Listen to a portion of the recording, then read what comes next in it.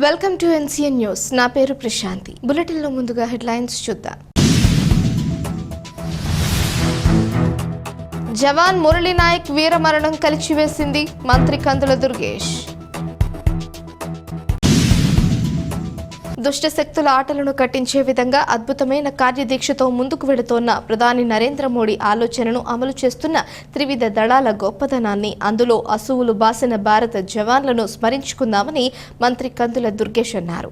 శనివారం రాజమహేంద్రవరంలోని శ్రీ వెంకటేశ్వర ఆనం కళా కేంద్రంలో ఏర్పాటు చేసిన చిన్నారి ఆరోగ్యం కార్యక్రమ ప్రారంభోత్సవంలో మంత్రి కందుల దుర్గేష్ పాల్గొన్నారు. ఈ సందర్భంగా మంత్రి కందుల దుర్గేష్ మాట్లాడుతూ, భిన్న సంస్కృతులు, భిన్న భాషలున్న సువిశాల భారతదేశంలో యుద్ధం వస్తే అందరం ఒక్కటే అన్న విధంగా ధైర్యం, స్థైర్యం కలిగిన సైనికులకు అండగా నిలబడతామని చాటి చెబుదామన్నారు. పాకిస్తాన్ ఉగ్రమూకల దాడిలో వీరమరణం పొందిన సైనికుల ఆత్మకు శాంతి కలగాలని 2 నిమిషాల పాటు మౌనం పాటించారు. ప్రత్యేకించి పాక్ కాల్పుల్లో చొరబాటుదారులను హతమార్చే క్రమంలో ఏపీకి చెందిన జవాన్ మురళీ నాయక్ వీరమరణం కలిచివేసిందని నివాళులర్పించారు.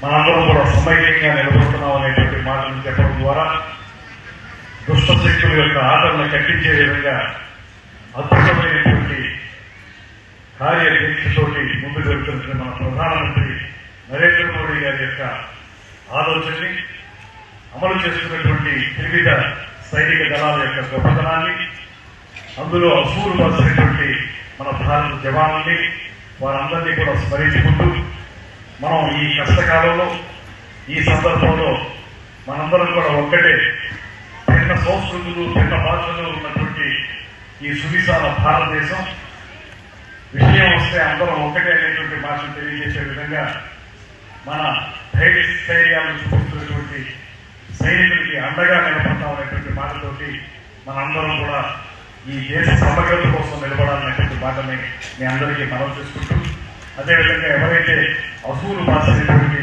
సైనికులు ఉన్నారో, నిన్ననే మురళీ నాయక్ అనేటువంటి మన ఆంధ్ర ప్రాంతానికి చెందినటువంటి వ్యక్తి కూడా చనిపోవడం జరిగింది. వారందరికీ కూడా పహల్గాంలో జరిగినటువంటి ఆ దాడిలో చనిపోయినటువంటి సైనికులు కూడా వారందరికీ కూడా వారి త్యాగనిరతను తలుచుకుంటూ వారి ఆత్మకు శాంతి కలగాలని 1 నిమిషం అందరం కూడా మౌనం పాటిద్దామనే మాట మీ అందరికీ.